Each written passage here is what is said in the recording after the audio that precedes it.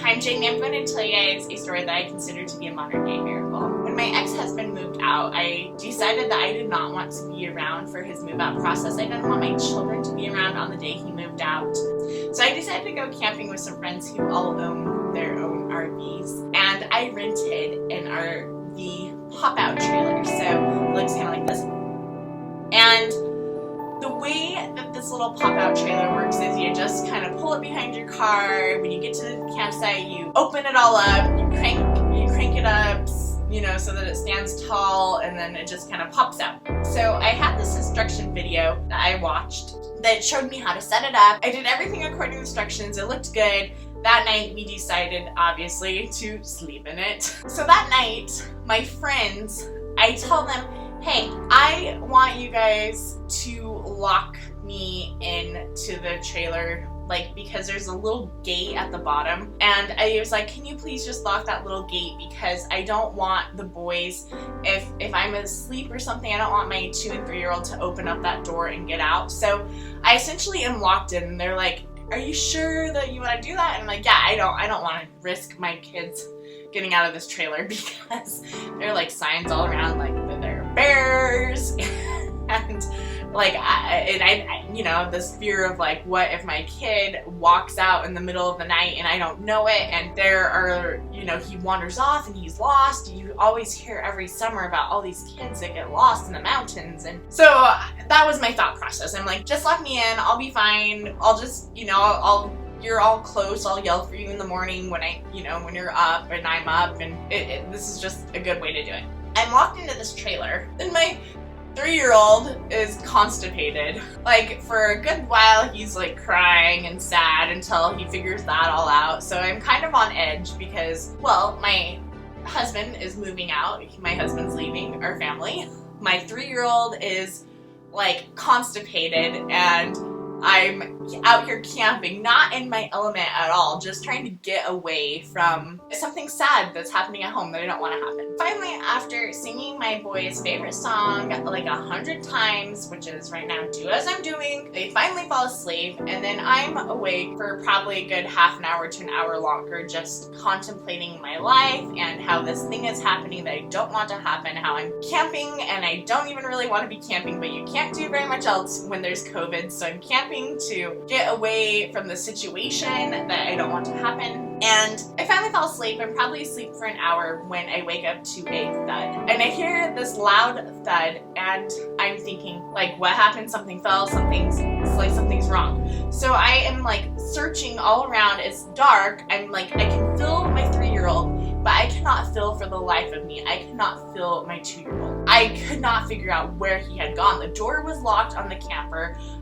There's no way he could get out. And then I like crawled to the edge of this like fold out camper, and I realized that the snaps that were supposed to be on the edges of this camper, the snaps had come off of the camper, and my 2-year-old had rolled out. I like could peer through this like little opening at the end of the camper, and I can see my 2-year-old is just like sitting on the ground. And in my mind, I am like freaking out. Like, I'm like, is a bear gonna come eat him? Because I see all of these like bears, country signs around. Like, you know, I'm freaking out. I see my 2-year-old, and he has his little blankie like wrapped around him, and he's kind of like just kind of like looking, like I see him like looking back and forth, like what in the heck is going on? This kid, my 2-year-old, he is so chill. Like, he is a really laid back kid, unless he's hungry, in which case he's very anxious to get his food. But otherwise, he's a really chill little dude. So I see him like looking back and forth, like trying to figure out where in the world he is and what is going on. And then he starts like to stand up, and he's like putting his little blankie around him. And I'm like, well, I gotta get my 2-year-old in. So I try to like lift him, you know, up. But I'm laying on my stomach, right? Because the way the camper is situated, like I have to lay on my stomach on this bed to lift my child up. And he's like 30 pounds. And at the angle that I'm lifting, like trying to lift him up from the ground all the way up to where I'm at, like, I could not do it. Like, I physically could not even, like, lift him, like a few inches off the ground. So I start calling for help, and I'm like, help! Somebody help me! And nobody heard anything. And so I'm standing there for quite a long while, just yelling for help. And at one point, my friend Brianne, I'm like, Brianne, help! And my little 2-year-old's like, Brianne, help!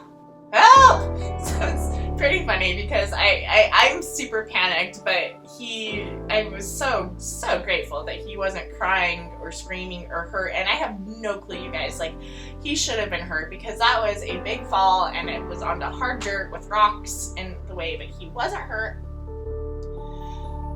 So I'm just standing there,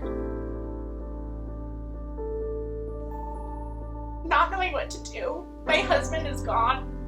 I'm by myself. I'm locked in a trailer and nobody can hear me. So I'm at this point, and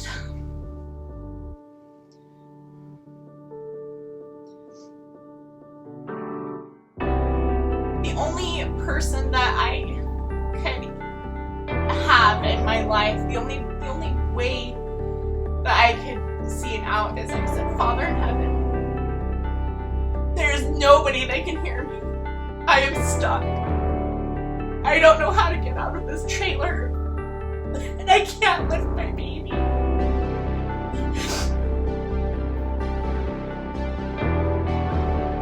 He said, you're gonna have to help me.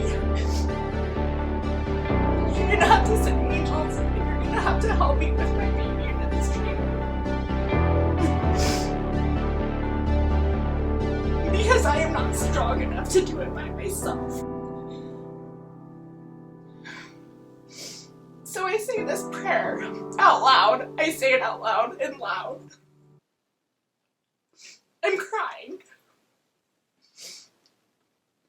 And I lift my child up. And this time I could lift him up with ease. So much ease that I was holding him at one point with one hand so that I could adjust my body to my side so that I could reach him out and like pull him through that little part in the trailer.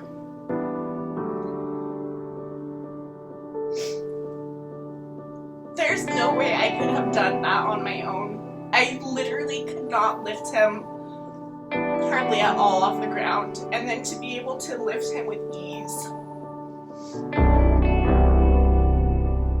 and even be able to hold him easily with one hand so that I could move my body and adjust it and rotate it so that I could slip him through that little hole. Like, I couldn't have done that on my own.